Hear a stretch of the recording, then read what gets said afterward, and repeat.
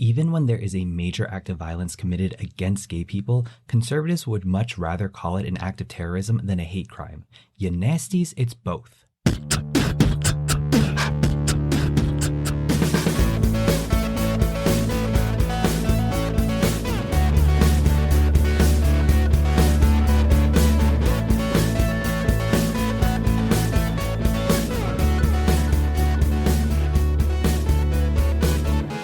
Hello, my LGBT cuties, and welcome back to another episode of A Jaded Gay.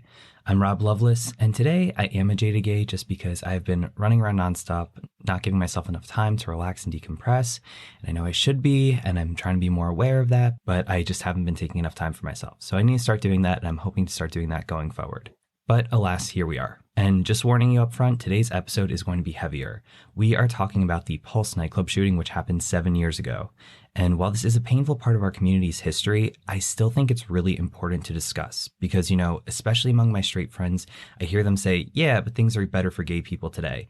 And yeah, things are better, but I think I've said this before, that doesn't mean things are great for gay people. And things like Matthew Shepard's death in the 90s and the Pulse shooting show how much hate and hostility the LGBTQ plus community continues to face.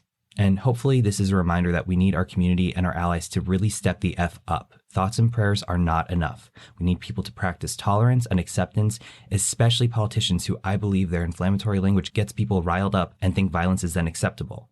So we'll get into it, but first, tarot time.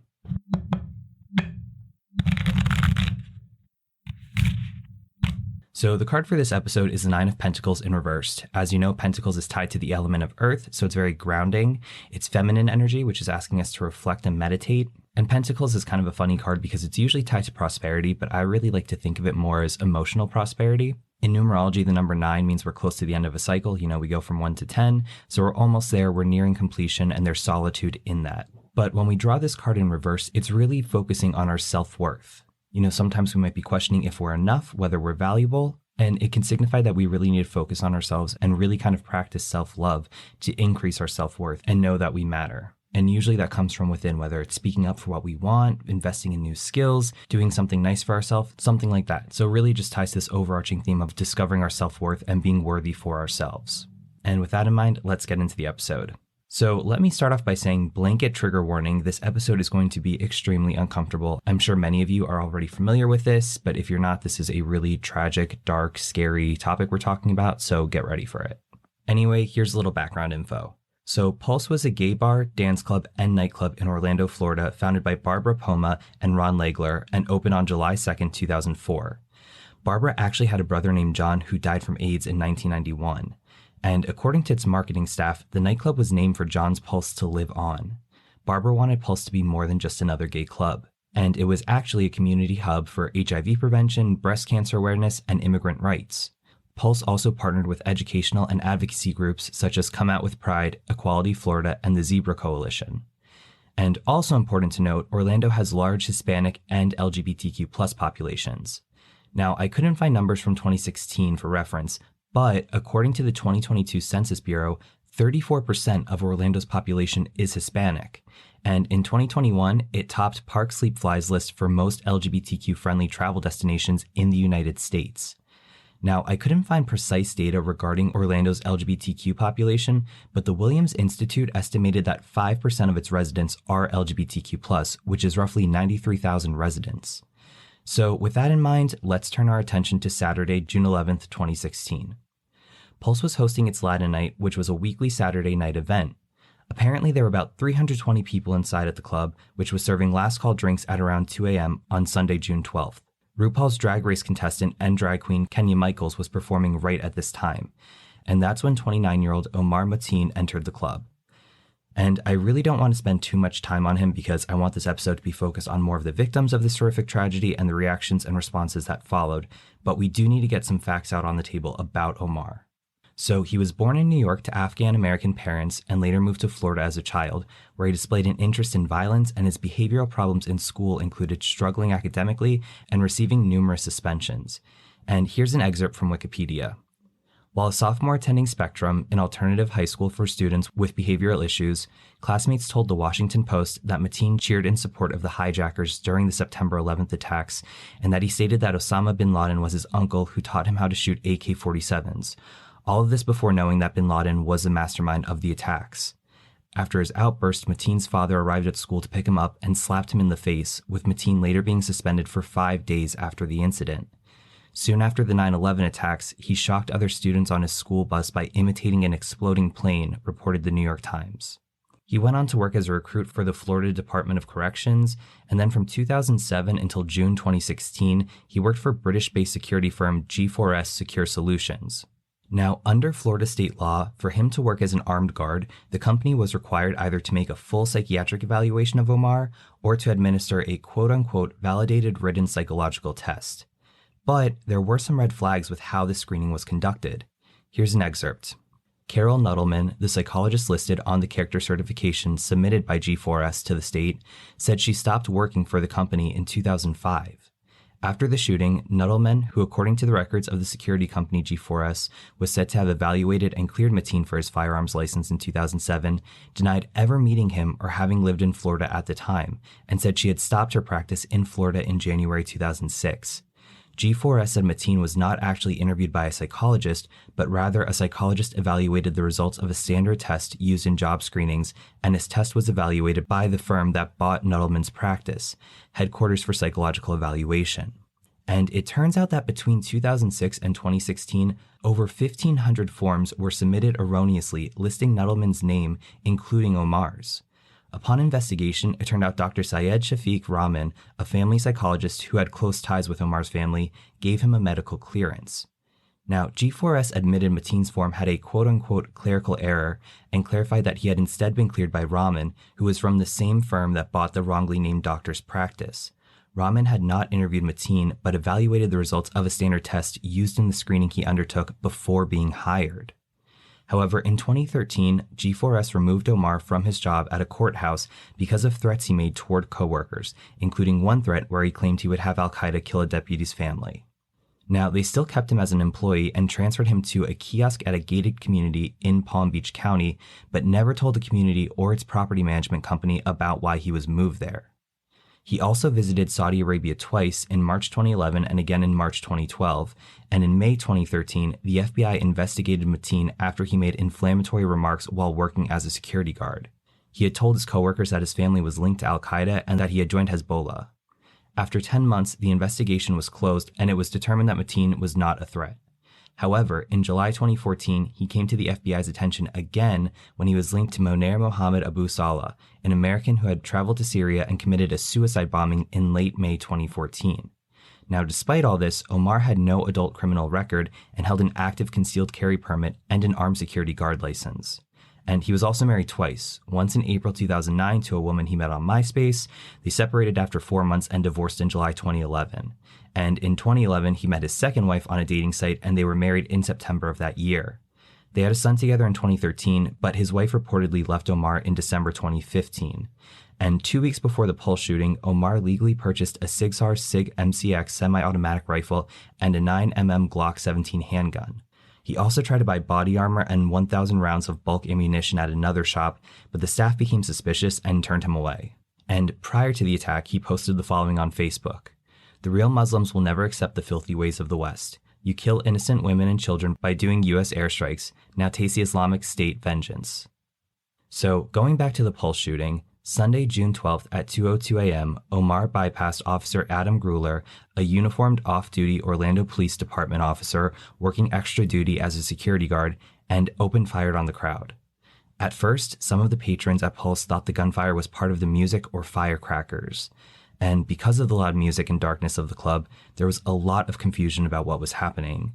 A bartender took cover beneath a glass bar, another person shielded herself in the bathroom by covering herself with bodies, and Imran Youssef, a recently discharged Marine Corps veteran working as a nightclub bouncer, immediately recognized the sounds as gunfire and ran over to a locked door that people were huddled around, too terrified to move. He opened it and allowed approximately 70 people to escape. Meanwhile, Gruler witnessed Omar shooting 2 patrons attempting to escape through an emergency exit, and he fired 2 shots at the gunman. However, Gruler was only armed with a handgun, which was severely disadvantaged against the rifle Omar was using. And upon being shot at, Omar went back into the nightclub and continued shooting as he walked through Pulse. Apparently, he sometimes fired at bodies without checking whether they were already dead. At 2:04, so just 2 minutes later, additional officers arrived and exchanged gunfire with Omar, who moved deeper into the nightclub and began a hostage situation in one of the bathrooms. And in less than 5 minutes, Omar had fired approximately 200 rounds, pausing only to reload. So he's now in the women's bathroom and his rifle jammed, which he discarded before switching to his Glock 17 pistol. And he also claimed he was carrying explosives. Meanwhile, people trapped inside Pulse were calling and texting family and friends and 911. In fact, a total of 603 calls to 911 were made by victims, family members and friends of victims, bystanders, and rescue workers during the entire shooting. At 2:09, the club posted on their Facebook saying, "Everyone get out of Pulse and keep running." And over the next 45 minutes, approximately 100 police officers were dispatched to the scene. At one point, Omar stuck his head out one of the bathroom windows and police shot at him. After about 15 to 20 minutes, SWAT arrived and had the officers withdraw since they were quote-unquote not really in tactical gear. And at that time, the last shot by Omar was fired between 2:10 and 2:18 a.m. At 2:22 a.m., he placed a 911 call in which he referred to the Boston Marathon bombers as his quote-unquote homeboys and made reference to Abu Salah, that American citizen we spoke about who died in a suicide bombing in Syria in 2014. And he went on to make 2 additional calls throughout the shooting. Meanwhile, police worked to evacuate people from the club. Between those who were killed and those who were injured and hiding, there were so many people lying on the dance floor. In fact, one rescuing officer shouted, "If you're alive, raise your hand." By 2:35 a.m., police had managed to extract nearly all of the injured from the nightclub except for 12 people who were hiding in dressing rooms. And Omar remained in the bathroom with the hostages. At 2:45 a.m., he then called News 13 of Orlando and said, "I'm the shooter. It's me. I'm the shooter." He then said he was carrying out the shooting on behalf of ISIS and began speaking rapidly in Arabic. Between 2:48 and 3:27 a.m., police hostage negotiators spoke with Omar by telephone 3 times, and he claimed he had bombs strapped to his body and had a vehicle in the parking lot with enough explosives to take out city blocks. At 4:21, so more than 2 hours after the first shots rang out, 8 of the hostages escaped after police had removed an air conditioning unit from an exterior wall. Around 4:29 a.m., Omar told negotiators that he planned to strap explosive vests to 4 hostages, strategically place them in different corners of the building, and detonate them in 15 minutes. At that point, Orlando PD officers decided to end negotiations and prepare to blow their way in. At 5:02, Orlando police began attempting to breach the building's wall. Due to the structure of the bathroom's exterior wall, they were unable to blow open a big enough hole. But at 5:07, 14 SWAT officers successfully breached the building when a policeman drove a Bearcat armored vehicle through a wall in the northern bathroom. They then used 2 flashbangs to distract Omar and shot at him, and at 5:14 a.m., he engaged the officers. At least 11 officers fired about 150 bullets, and he was shot 8 times. And at 5:17 a.m., it was reported that the shooter was down. And then the remaining hostages were searched by police for guns and explosives. So, in his rampage, Omar killed 49 people and wounded 53. Over 90% of the victims were of Hispanic background, and half of those were of Puerto Rican descent. And this attack is the deadliest act of violence against LGBTQ+ people, surpassing the 1973 Upstairs Lounge arson attack.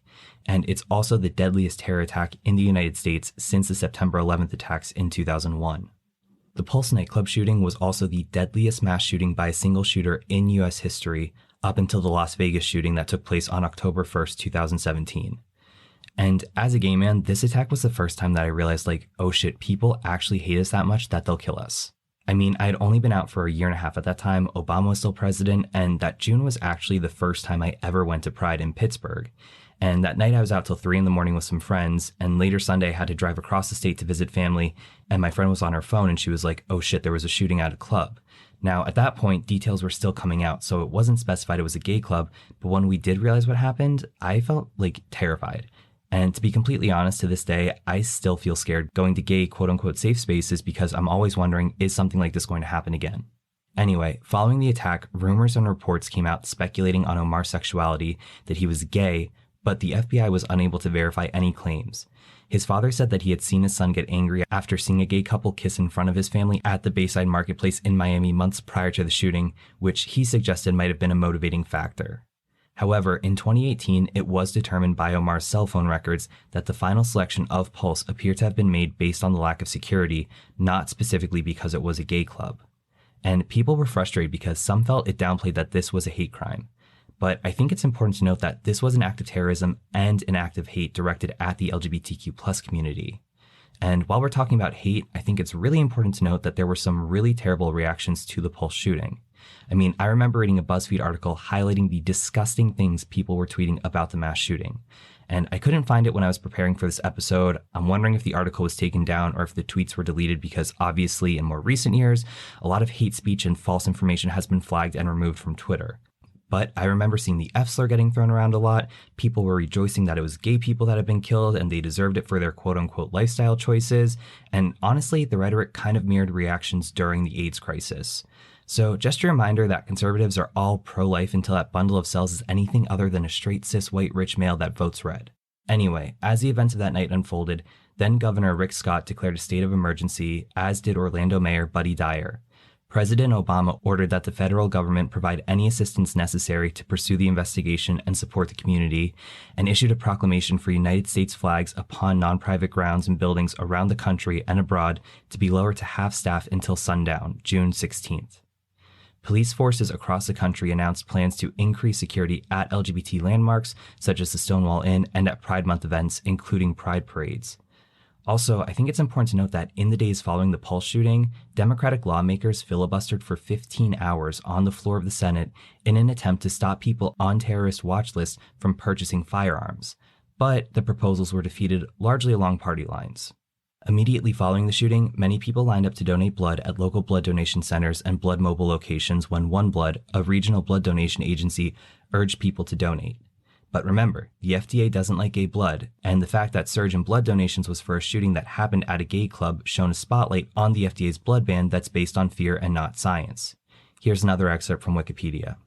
Despite expressions of frustrations and disapproval by a number of gay and bisexual men and LGBT activists across the country and a group of Democratic lawmakers urging the ban to be lifted, the FDA stated on June 14, 2016, that it had no plans to change the regulation and will reevaluate its policies, quote-unquote, as new scientific information becomes available. Meanwhile, Equality Florida, the state's largest LGBT rights group, started a fundraising page to aid the victims and their families. And in the first 9 hours, they raised more than $765,000. And by September 2016, they raised over $7.85 million. On July 7th of 2016, Pulse owner Barbara Poma formed a charity organization called One Pulse Foundation. And on November 8th, 2016, the city of Orlando announced plans to buy the nightclub for $2.25 million to turn the site into a memorial for the victims and survivors of the shooting.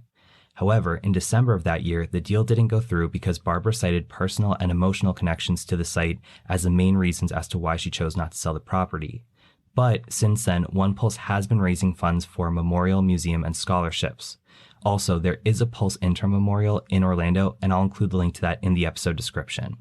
And obviously that all took place 7 years ago, but since then I feel like we've seen an increase in inflammatory language in politics, there's been more threats against LGBTQ+ people, there's been an increase in anti-LGBTQ+ legislation, and I do feel that really with all that hostility, it can lead to an increase in violence against the LGBTQ+ community. And that can be really difficult to deal with because it's like, what can we do? We're just one person. We're not on Capitol Hill making the laws. We can't necessarily have people change their minds and opinions. So what can we do? And I mean, honestly, I think it goes back to the tarot. We need to realize our self-worth and our self-worth as a community. We need to keep raising our voices when inequalities happen. We need to speak out against violence. We need to speak out against the things that are afflicting the LGBTQ+ community. We need to share this with our friends, our families, our allies, so that they are actually aware of what's going on and that they can better support us and speak up for us as well, because we can't do this alone.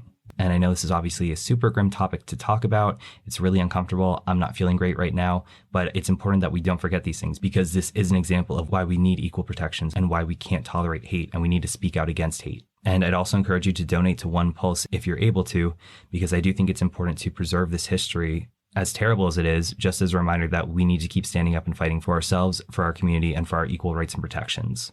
So thank you all for listening. Please consider sharing this episode with your family and friends and straight allies so that we don't forget this terrible event, that the victims' memories live on, and that we can have more supporters on our side to help protect us. Please also remember to rate, review, subscribe. You can connect with the podcast on Instagram, TikTok, SoundCloud, and YouTube at A Jada Gay Pod. You can follow me personally, Rob Loveless, on Instagram at Rob_Loveless. Also consider supporting the podcast on Patreon for as little as $1 a month at A Jada Gay Pod. And remember, every day is all we have, so you got to make your own happiness. Bye.